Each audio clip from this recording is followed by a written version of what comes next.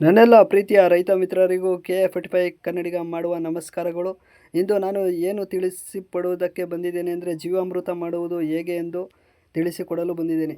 ಎಲ್ಲರೂ ನನ್ನ ಚಾನಲನ್ನು ಸಬ್ಸ್ಕ್ರೈಬ್ ಮಾಡಿ ಹಾಗೂ ರೈತರೇ ವಿಡಿಯೋ ಪೂರ್ತಿ ನೋಡಿ, ತುಂಬ ಉಪಯೋಗ ಆಗುವ ಮಾಹಿತಿ. ರೈತರೇ, ನೀವು ಮಾಡಬೇಕಾದ ಕೆಲಸ 200 ಲೀಟರ್ ತುಂಬುವ ಡ್ರಮ್ಗೆ ನೀರು ತುಂಬಿಸಿ 20 kg ದೇಸಿ ಹಸುವಿನ ಸಗಣಿಯನ್ನು ಮಿಶ್ರಣ ಮಾಡತಕ್ಕದ್ದು. ಮಿಶ್ರಣ ಮಾಡುವಾಗ ದೇಸಿ ಹಸುವಿನ ಸಗಣಿಯನ್ನು ತಿಳಿಗೊಳಿಸಿ ಮಿಶ್ರಣ ಮಾಡಿದರೆ ತುಂಬ ಉಪಯೋಗ ಆಗತಕ್ಕದ್ದು.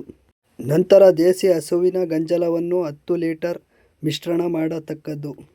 ನಂತರ ಸ್ನೇಹಿತರೆ, 2 kg ಕರಿ ಬೆಲ್ಲವನ್ನು ಪುಡಿ ಮಾಡಿ ಮಿಶ್ರಣ ಮಾಡತಕ್ಕದ್ದು. ಯಾವುದಾದರೂ ದ್ವಿದಳ ಧಾನ್ಯ, ಗೋಧಿ ಹಿಟ್ಟಾಗಿರ್ಬೋದು, ಕಡಲೆ ಹಿಟ್ಟಾಗಿರ್ಬೋದು, ರಾಗಿ ಹಸಿಟ್ಟಾಗಿರ್ಬೋದು, ಯಾವುದಾದರೂ ಸರಿ 2 kg ಮಿಶ್ರಣ ಮಾಡತಕ್ಕದ್ದು. ಮಿಶ್ರಣ ಮಾಡಿದ ನಂತರ ತುಂಬ ಮುಖ್ಯವಾದದ್ದು ಹುತ್ತದ ಮಣ್ಣು, ಹುತ್ತದ ಮೂಗು ಹುತ್ತ ಅಂತ ಕರೀತಾರೆ. ಮೂಗು ಹುತ್ತದ ಮಣ್ಣನ್ನು ಪುಡಿ ಮಾಡಿ ಮಿಶ್ರಣ ಮಾಡೋದರಿಂದ ತುಂಬ ಉಪಯೋಗ. ರೈತರೇ, ಜೀವಾಮೃತದ ಉಪಯೋಗಗಳನ್ನು ತಿಳಿಸಿಕೊಡುತ್ತೇನೆ ಬನ್ನಿ. ಸ್ನೇಹಿತರೆ, ಜೀವಾಮೃತ ತಯಾರಿಸಿಕೊಳ್ಳುವುದು ಮತ್ತು ಉಪಯೋಗಿಸುವುದು ತುಂಬ ಆಗುವಂತಕ್ಕದ್ದು. ನಮ್ಮ ಹಿಂದಿನ ಪೂರ್ವಜರು ಇದನ್ನೇ ಬಳಸುತ್ತಿದ್ದರು.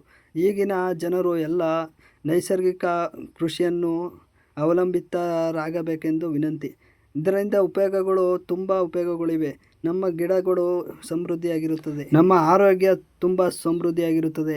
ಅದರಿಂದ ರೈತರು ತುಂಬ ಆರ್ಗ್ಯಾನಿಕ್ನ ಯೂಸ್ ಮಾಡಬೇಕು ಮತ್ತು ನೈಸರ್ಗಿಕವಾಗಿ ಬೆಳೆಯನ್ನು ತೆಗೆಯಲು ತುಂಬ ಉಪಯೋಗವಾಗುತ್ತದೆ. ಇದರಿಂದ ನೈಸರ್ಗಿಕವಾಗಿ ಬೆಳೆಗಳು ತುಂಬ ಚೆನ್ನಾಗಿ ಬರುತ್ತದೆ. ರೈತರೇ, ಈ ವಿಡಿಯೋ ತುಂಬ ಉಪಯೋಗ ಆಗಿದೆ ಎಂದು ಅಂದುಕೊಂಡಿದ್ದೇನೆ. ಎಲ್ಲರೂ ನನ್ನ ಚಾನಲ್ನ ಸಬ್ಸ್ಕ್ರೈಬ್ ಮಾಡಿ ಹೊಸ ಪ್ರತಿಭೆಗಳನ್ನು ಬೆಳೆಸಿ ಹರಿಸಿ ಎಂದು ಕೋರಿಕೊಳ್ಳುತ್ತೇನೆ.